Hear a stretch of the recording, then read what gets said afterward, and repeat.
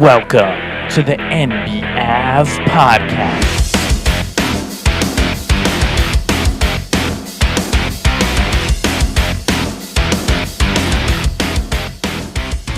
Welcome back to NBAV and the NBA Avenue podcast. Here on March 4th, 2024, it's always difficult to try and summarize what happened over the weekend.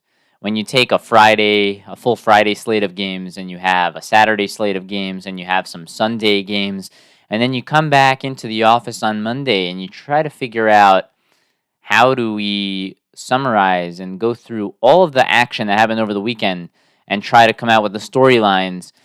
And if you had to do that, I would say there's a couple that are at the forefront right now.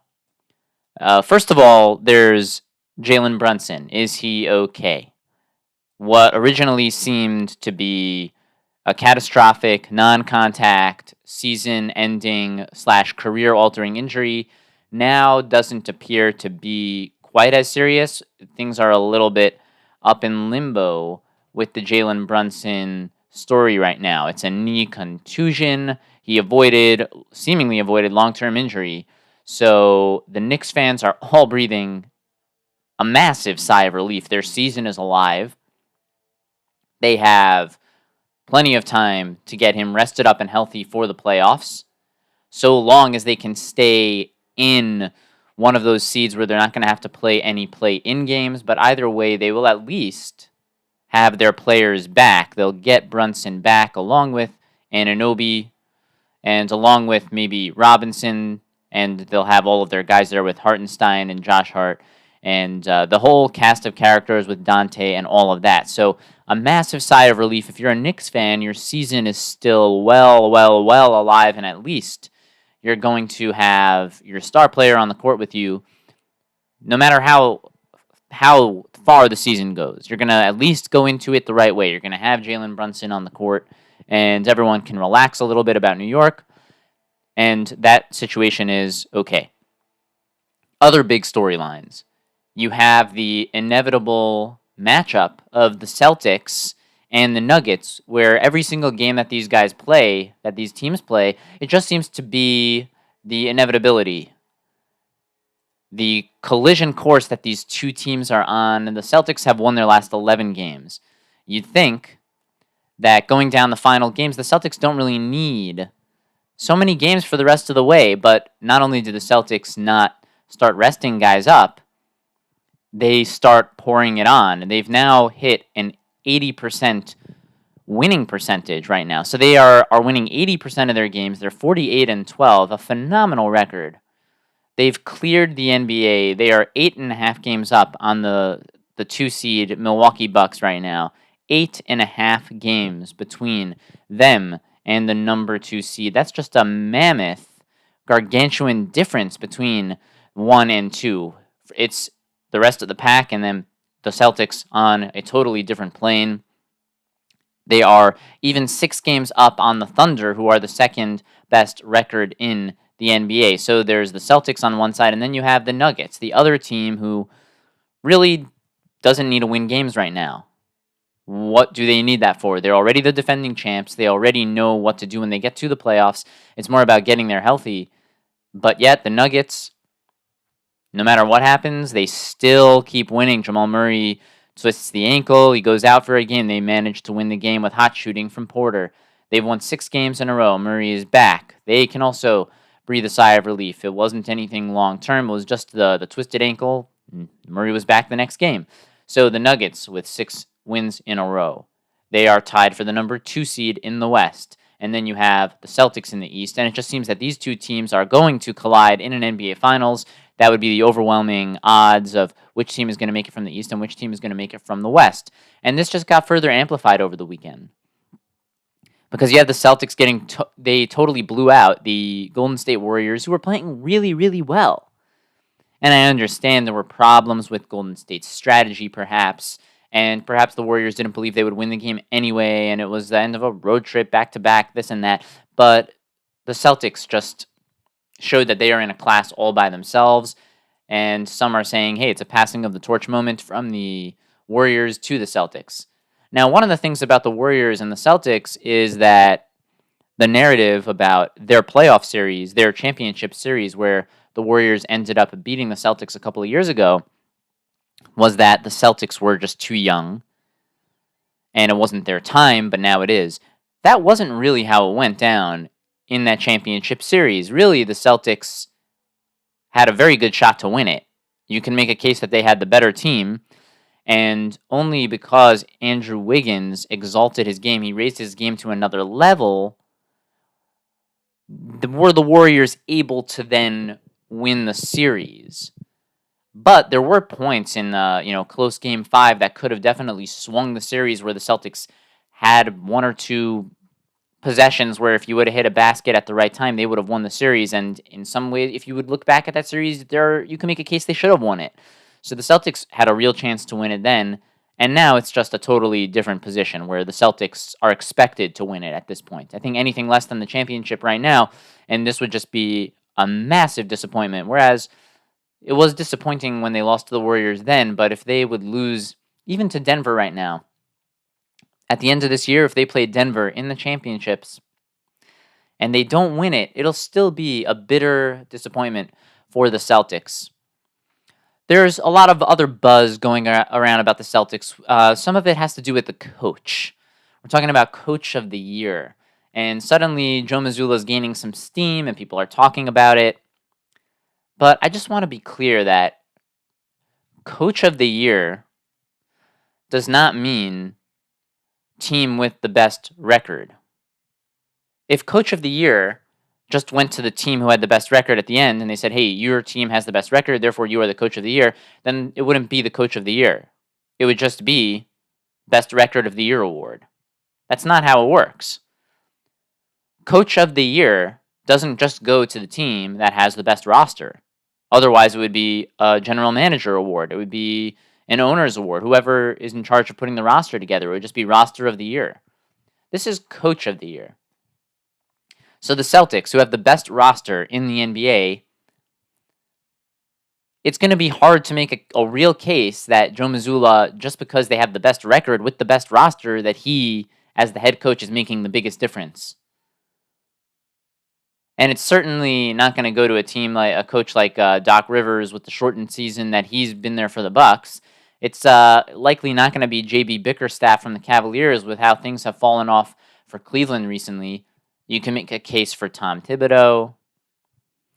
But most likely the case is going to be for Dagnall on the Thunder. That's really going to be the Coach of the Year candidate in my book. It would be the Thunder, who don't have the best roster, who have a very young, youthful team, and still manage to be atop the Western Conference. That is a case where the coach seems to really have a handle on this youthful team, and they have won far more games than anyone expected from them.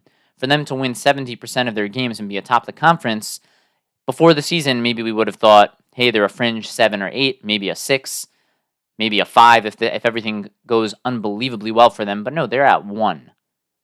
And a lot of that has to do with the coaching. So when you factor in that it's not who has the best record and it's which coach made the biggest difference, it's probably an award that's going to go to the Thunder head coach.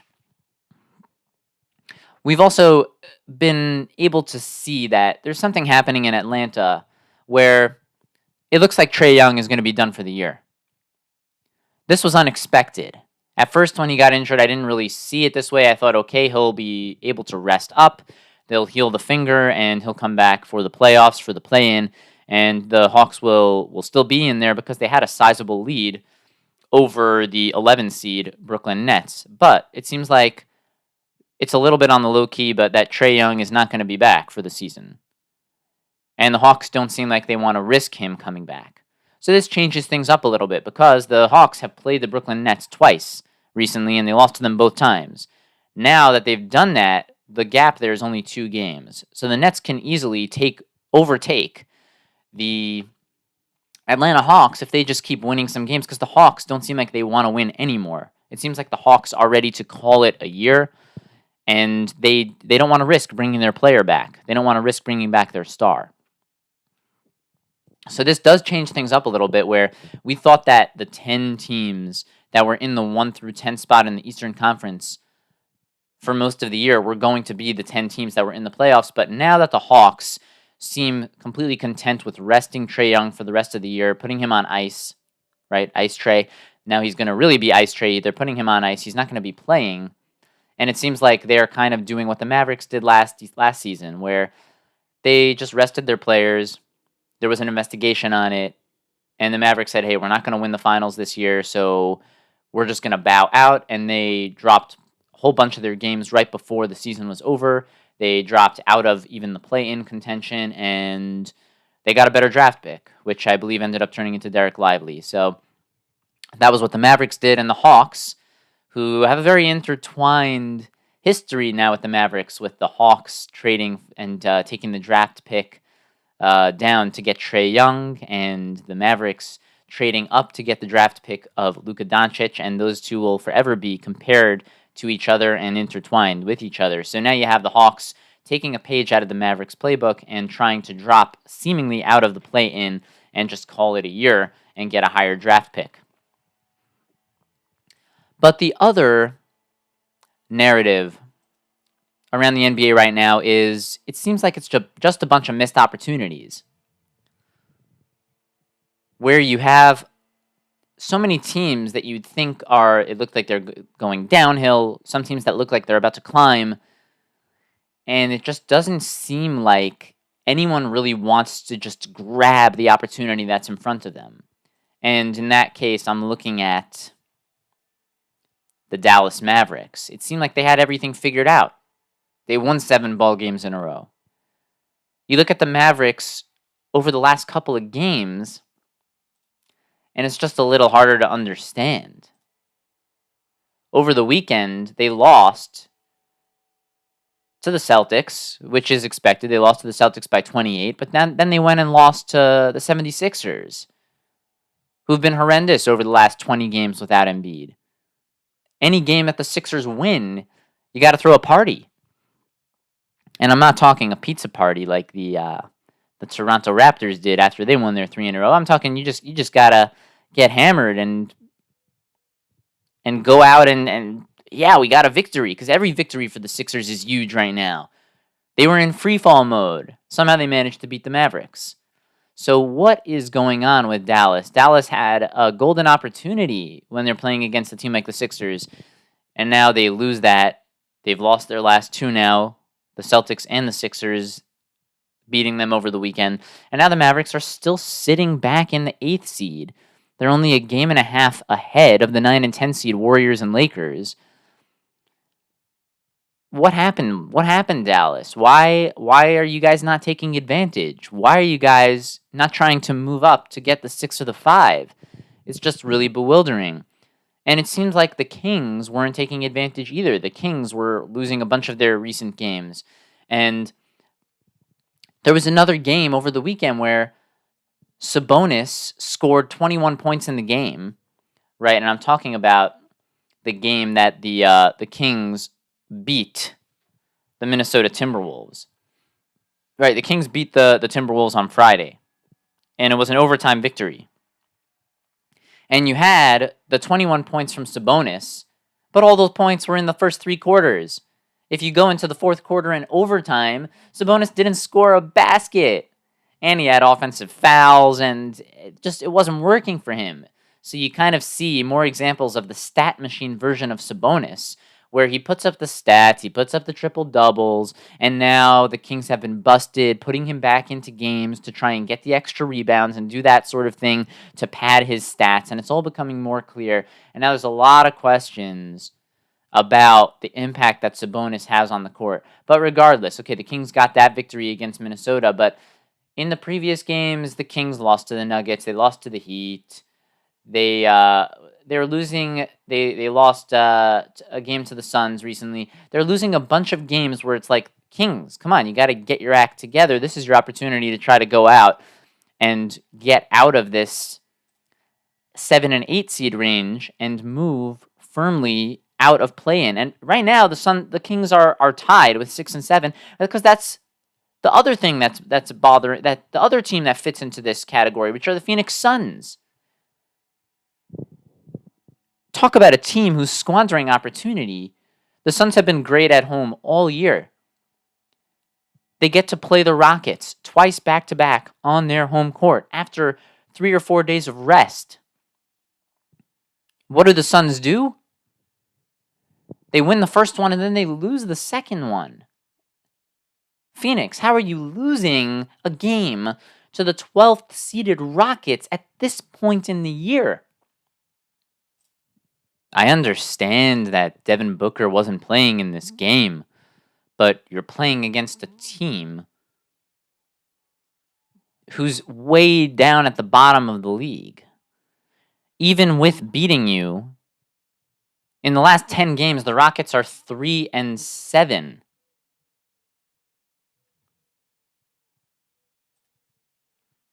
The Rockets have no need for a victory. The only team the Rockets are able to beat are the Suns.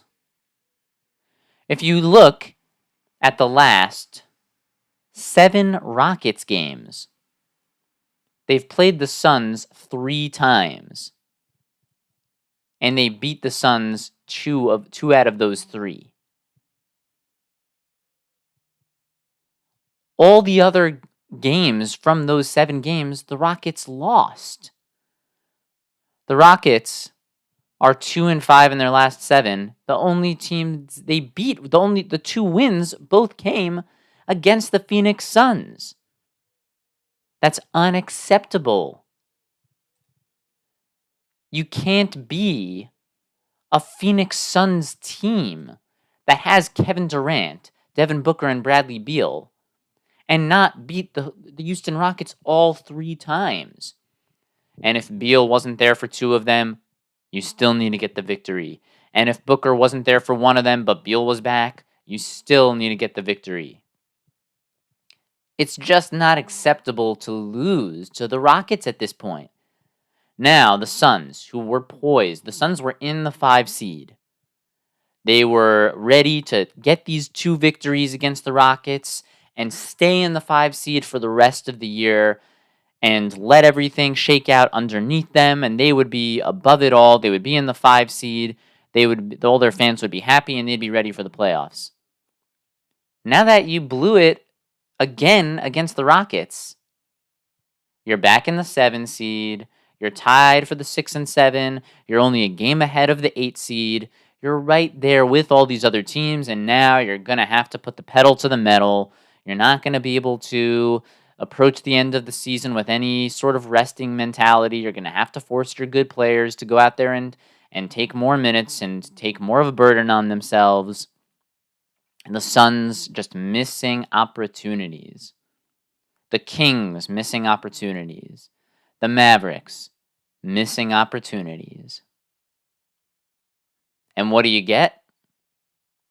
You get that the same 3 teams that were in this mess to begin with are still there because none of them seem like they want to be a 6 or a 5 seed more than they care about being a 7 or an 8 seed. It seems like they just don't want it bad enough because if one of them did, it's there for the taking. And right now, who's ahead of all 3 of those teams? It's the Pelicans. And that's because they just want it right now a tiny drop more than the Kings, Suns, and Mavericks. But between those 4 teams, all separated by 2 games, all 4 of them are in the same 2-game win percentage, and it's just a matter of who wants it going down the stretch. Who wants to be straight into the playoffs and not have to play around with nerve-wracking 1-game elimination play-in scenarios. To review some of the games that we had from over the weekend. Actually, there's something else that's been on my mind lately. And it has to do with duos that don't work in the NBA. There are several teams that have this issue, where they have 2 guys who play a similar position, or they have 2 guys who need the ball at the end of the game, and it's unclear who's the one, who's the two, and what happens is at the end of the day, these guys get in each other's way, and it's not seamless, and it's not the best roster construction to win a championship.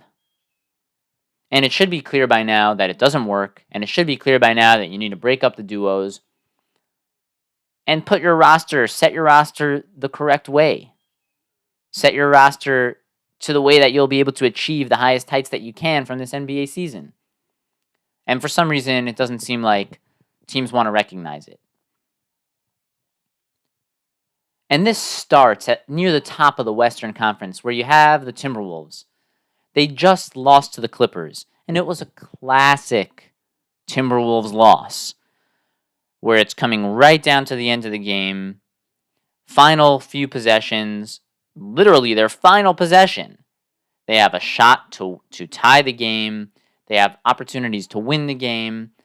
And it just becomes a game of hot potato where Cat has the ball and he tries to shake a defender and hit a three. It's not there, so he passes off to Edwards. Edwards slings it to Cat. Cat slings it to Edwards. They don't have a cohesive offense that's made and set up for these end of fourth quarter situations. And it kills them. It kills them at the end of the fourth quarter. And that's why this team isn't going anywhere in the playoffs. Now, I listened to what Bill Simmons and Ryan Russillo had to say about the Timberwolves, and they're saying, oh yeah, they could either win the title or make it to the championship or be out in the first round.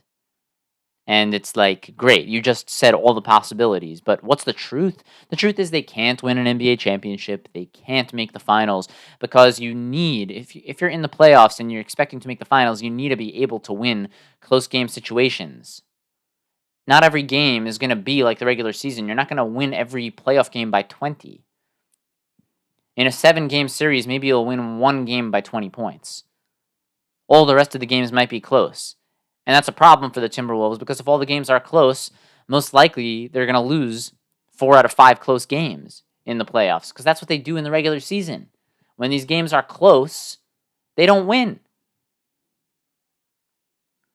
And that's where it starts, where you have Karl Anthony Towns and Anthony Edwards, a dynamic duo that's not so dynamic because they don't know who's one, they don't know who's two. Edwards ends up becomes passive and defers to Cat. Cat wants so desperately to be the one, but he's not. So he ends up having to take the pressure and defer back to Edwards. And it's a nightmare. Now, for most of the season, it didn't matter because their record is so good that they're making people believe, hey, maybe we can actually figure this thing out with Towns and Edwards. But the problem existed from the first game of the season up until now, up until however many games they played,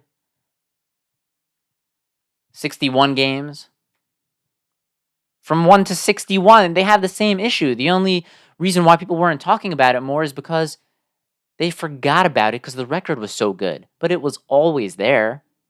These guys never worked together. And then you have more issues where you have Karl Anthony Towns trying to work with Rudy Gobert, which they've been doing a little bit better this year, which is why their record is so good. But in terms of the one and the other one, it doesn't work. Cat and Edwards don't work together, especially not at the end of a close game. Then you could go to the bottom of the league, and you have Jaden Ivey and Cade Cunningham on Detroit, and that doesn't really seem to be working with each other. They play the same position. And now Cunningham is playing worse and Ivey is playing better.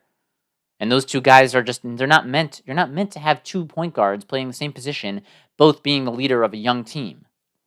It doesn't work. Then, of course, you move on to the Cavaliers, which we've talked about ad nauseum, where you have Garland and you have Mitchell.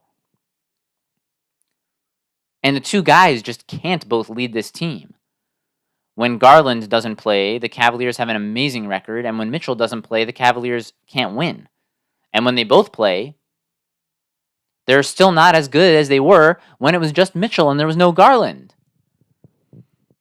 So why are you wasting your time trying to get two guys who play the same exact position to be on the same team at the same time?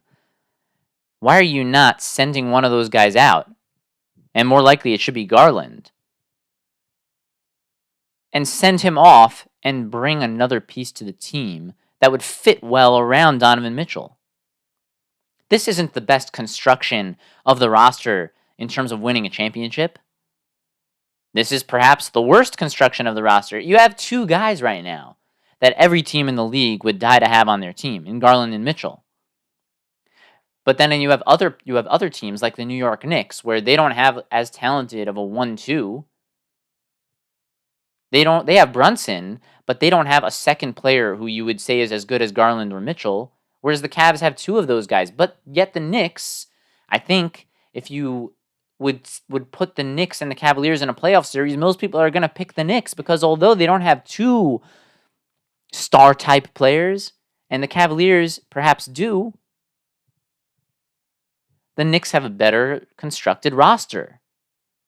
The pieces around them fit more. And the Cavaliers could really eclipse that if they would trade away Garland and bring in a guy who doesn't play the same position as Mitchell. The second you start the game, you're limiting yourself by having two starting point guards on the floor at the same time. It doesn't make any sense. And then you have another team like that. You have the Atlanta Hawks. They have 2 point guards playing the same position. You have Trae Young and you have DeJounte Murray. Trae Young is ball dominant. DeJounte Murray is ball dominant. Trae Young is a point guard. DeJounte Murray is a point guard. Trae doesn't play well off ball. DeJounte Murray doesn't really play well off ball either. DeJounte Murray needs to play point, as does Trae, because DeJounte Murray isn't that great of a shooter. He can't play shooting guard. You can't really move him to play forward. I guess maybe you could try that. That would be an interesting move if you moved Murray to sort of a small forward. But when you have those forward positions, you really want more of a 3-and-D. And DeJounte Murray isn't great from the 3. He's not a great shooter from 3-point range. He's better from 2. And he likes to shake and bake. He likes to drive inside, pull up, and create. So Murray and Young don't work with each other. You have 4 of these duos that don't work, where Young and Murray on Atlanta, they both play the same position. Garland and Mitchell play the same position on Cleveland. Ivy and Cunningham play the same position on Detroit. And then on the Timberwolves, you have Karl-Anthony Towns and Anthony Edwards, where they both want the ball and they both want the offense going through them at the end of games. So they don't play the same position, but they still get in each other's way. So that's another storyline of the season where you have teams that have 2 players playing the same position or 2 players clogging up each other, trying to get to the number 1 on the team, trying to have the team operate through them, and it doesn't work. Now let's look through some of the games over the weekend. The Warriors started off the weekend on the right foot, beating the Raptors. The Kings started off on the right foot, getting an overtime victory against Minnesota. The Pelicans showed some pride. They lost to the Pacers before Friday, and then on Friday night they came back and they beat the Pacers 129-102. So they lost in Indiana, but then they went back to New Orleans and they got the victory, and that's good. You like to see the pride and not losing back-to-back games to the same team.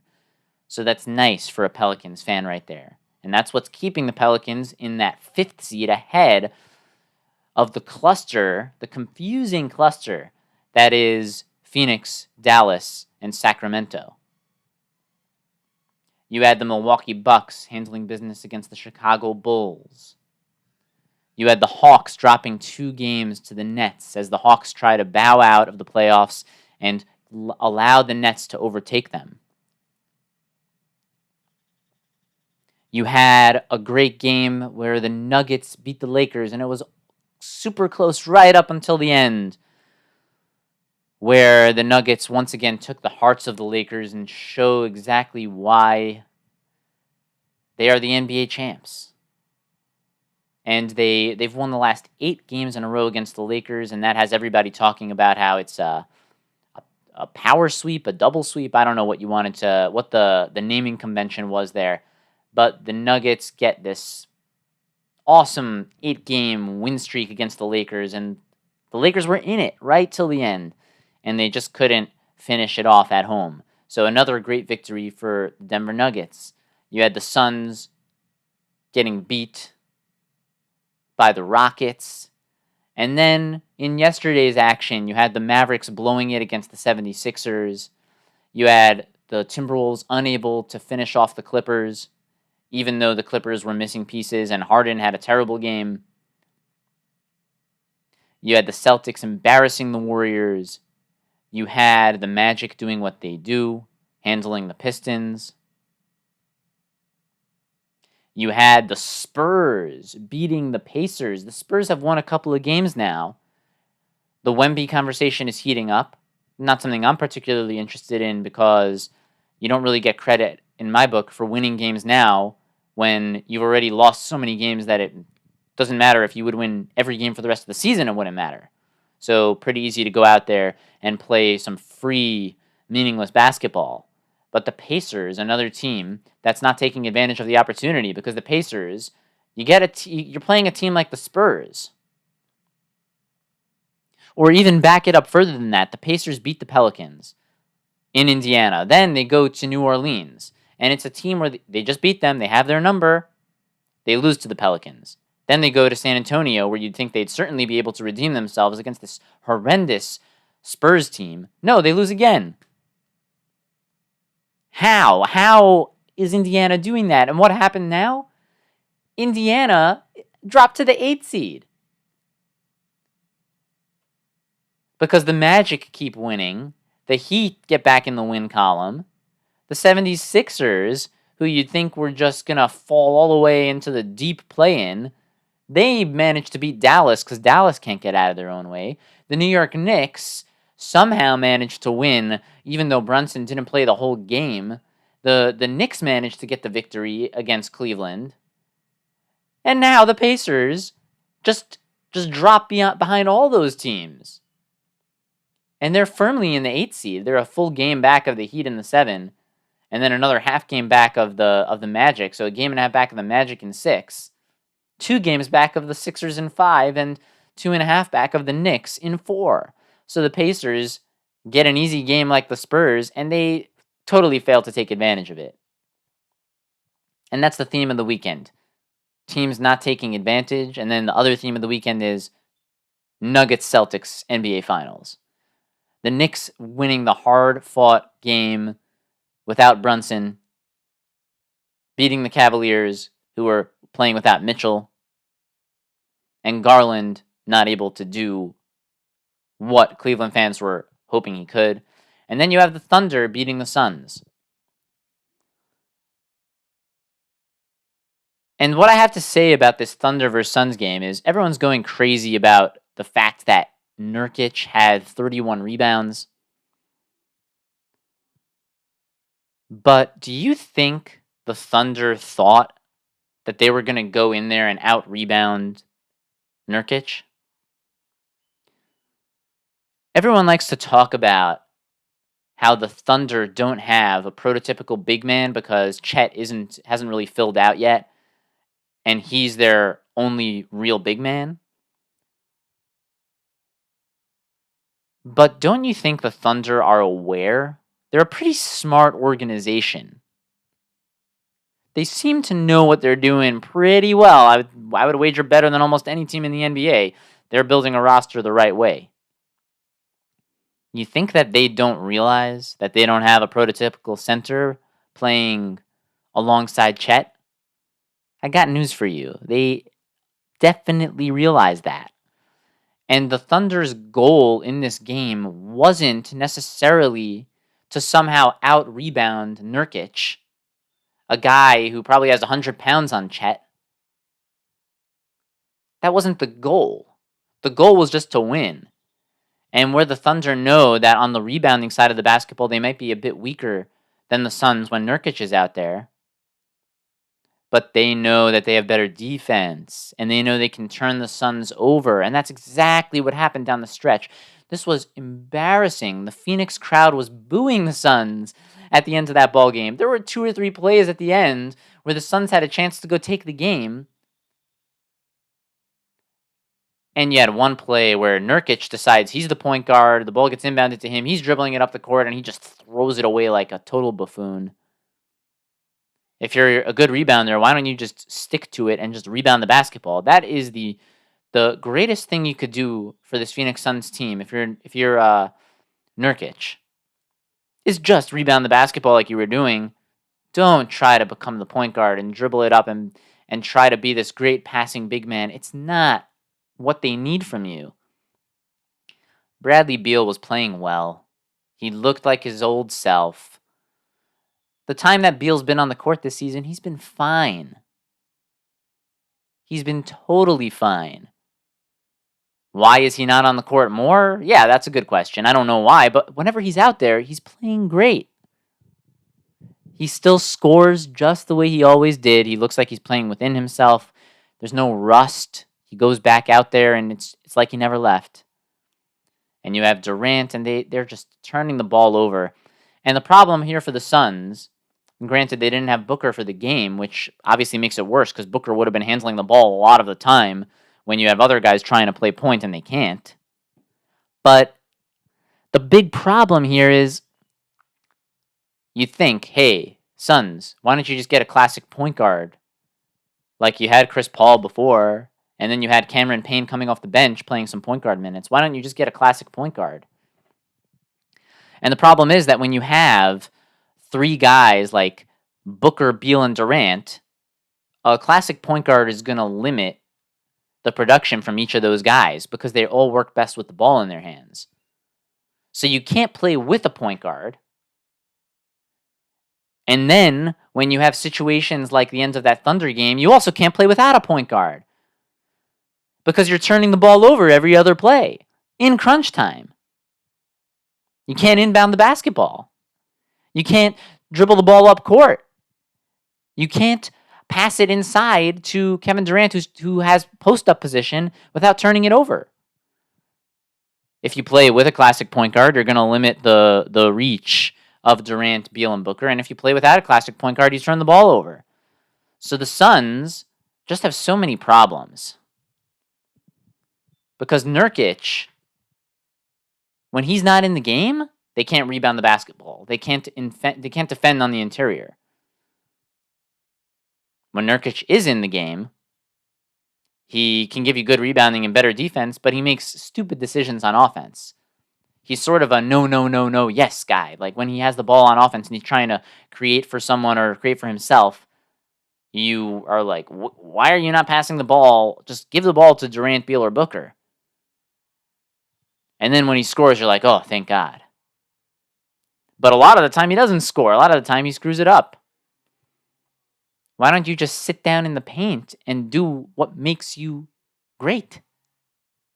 If you just lean into it, just lean into your strengths and play your role on the team. This is the big 3 in Phoenix. It's not the big 4. Nurkic, you're not part of that. You're just the big man. So play big. The 31 rebounds are great. But don't also go try to play point guard and throw the ball away. Get a 30-second rebound. That would be a lot better for them. Sit down in the paint. Have Durant try to create. And if Durant misses and you get the putback dunk, you're a hero. And then the Suns have the other issue, which is if they lose any of their big 3, they're done. Because the guys who they have playing outside of the big 3, like a Kogi, these guys just aren't good enough. So you need the big 3 just because when the big 3 aren't there, when one of them isn't there, the minutes go to someone who's so beneath them. So the Suns have to have perfect health, and then they also have to overcome their other shortcomings, which are not playing with a point guard and not being able to defend inside and not being able to rebound inside, with the exception of Nurkic. So a lot of problems for the Suns, and that's why the Suns are probably not going to be able to go anywhere in the playoffs this season. Coming up on tonight, March 4th basketball, we have the Grizzlies going against the Nets. So the Nets should be able to win another game here. And they suddenly are aware that, hey, we win a couple more games going down the stretch, we're going to be in the play-in because the Hawks are bowing out of the competition. So the Nets, a golden opportunity against the Grizzlies tonight to get back into the play-in at the 10 seed. Then you have the Clippers going against the Bucks. The Clippers haven't been playing as well recently, and the Bucks have been playing very, very well. So in Milwaukee, clear advantage for the Milwaukee Bucks. The Clippers are playing back-to-back, and the Milwaukee Bucks have some rest. So big advantage here for Milwaukee. Then you have the Trailblazers going to Minnesota, so Minnesota should be able to get back into their winning ways and do the one thing that they do very well, which is beat bad opposition. Then you have the Wizards and the Utah Jazz playing a meaningless game of basketball. You have the Bulls going against the Kings, and it's hard to say what will happen there because the Kings are extremely inconsistent. You'd like to think they'd be able to handle the Bulls, but you can like to think many things that aren't necessarily going to come true, and we don't know if the Kings are going to be able to pull off this victory. And then you have the Thunder playing in a back-to-back going against the Lakers tonight, and the Thunder have the Lakers' number. The Thunder actually beat the Lakers in the game last season where LeBron got ahead of LeBron got Kareem's all-time scoring record, and the Lakers ended up losing that game by a lot to the Thunder, but the Thunder kind of have the Lakers' number. They have everybody's number right now. Thunder playing very, very well, and that will round out the NBA action. You can follow us on social at NBAv and NBA Avenue. You can reach out to the show at nbavenue@yahoo.com. We're your source for a great time every time, and until next time, we are out.